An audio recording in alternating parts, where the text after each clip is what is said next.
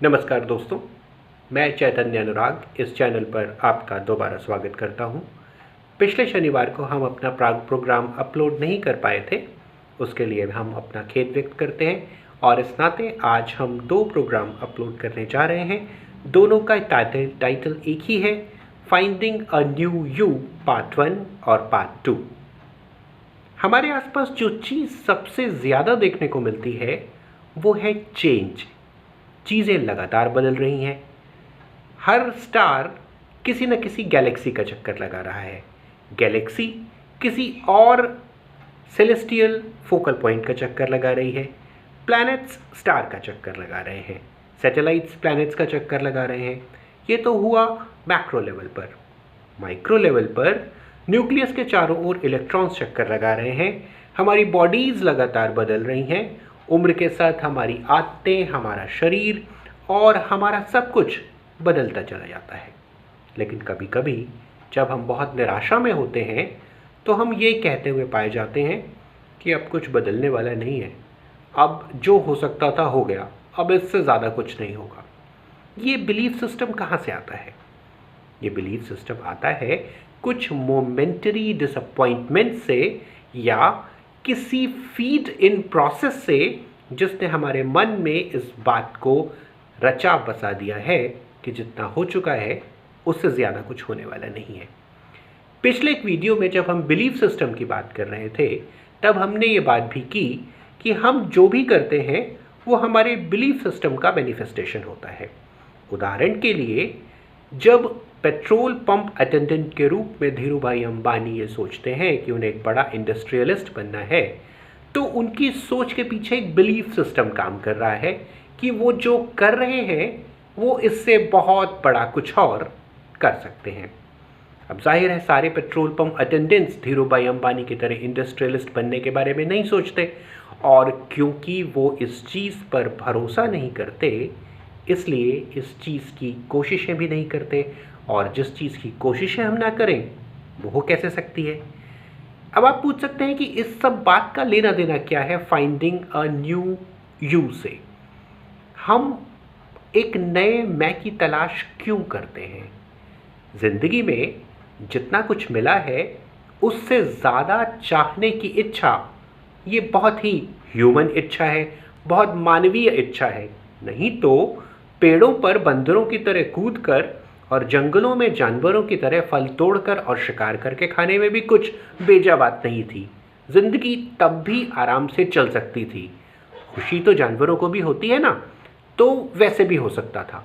लेकिन इंसानियत वहाँ रुकी नहीं, क्योंकि एस्पिरेशनल होना, एम्बिशस होना जितना है उतने से ज़्यादा मांगना इंसान होने की अनिवार्य शर्त है। इसीलिए पैर से चलने की क्षमता के बावजूद हम बैलगाड़ी खोजते हैं, लेकिन बैलगाड़ी पर रुक नहीं जाते, हम फिर कार भी खोजते हैं। हम कार पर भी रुक नहीं जाते, हम सुपरसोनिक जेट भी खोजते हैं। और अब ऐसा लगता है कि हम सुपरसोनिक जेट से आगे भी जाने वाले हैं।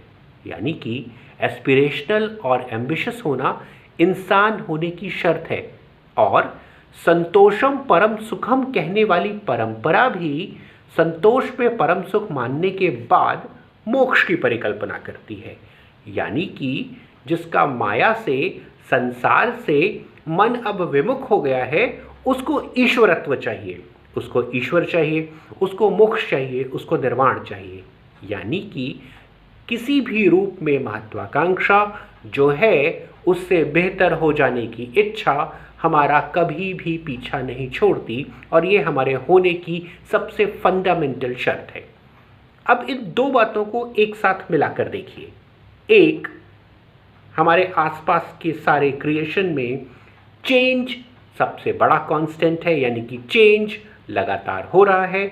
और दूसरी बात कि इंसान के रूप में हम जो हैं उससे बेहतर लगातार होने की इच्छा से बंधे हुए हैं। जब कभी हम निराश होकर ये कहते भी हैं कि अब कुछ नहीं हो सकता, तो वो बहुत मोमेंटरी बात होती है, और अगर वो निराशा का क्षण बीत जाए तो हम फिर बेहतर से बेहतर होने की इच्छा को अपने मन में जगह देने लगते हैं।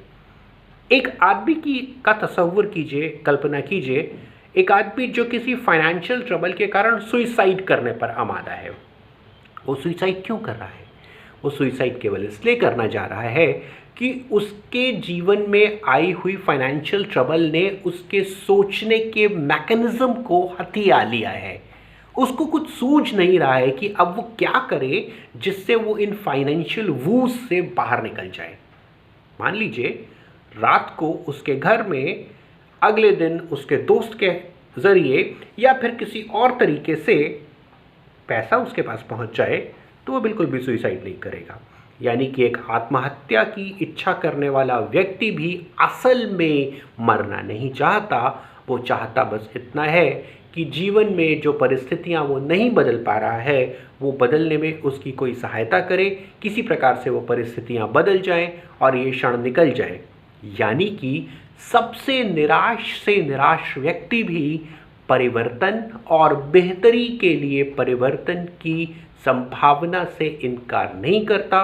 वो बस कुछ देर के लिए ये मान बैठता है कि ऐसी कोई संभावना उसके पास नहीं है और ऐसे में ही वो एक रेडिकल कदम उठाता है।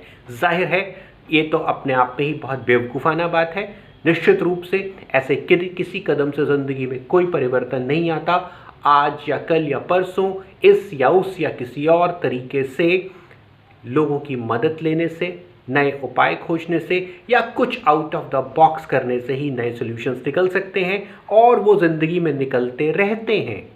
क्योंकि हम जब सबसे ख़राब से ख़राब परिस्थिति में अपने आप को पाते हैं, उस परिस्थिति में भी दुनिया में कहीं कोई ऐसा है जो हमसे भी ज़्यादा ख़राब परिस्थिति में है और उसके बावजूद हमसे बेहतर परफॉर्म कर रहा है। सोचिए तो, इवोल्यूशन के दौरान ह्यूमन स्पीशीज़ अकेली स्पीशीज़ नहीं थी जिसने इतने सारे चैलेंजेस का सामना करके ये सारी इवोल्यूशनरी जर्नी की है। और भी बहुत सारी स्पीशीज़ थी, लेकिन उन सारी स्पीशीज़ ने स्पेसक्राफ्ट्स नहीं भेजे हैं।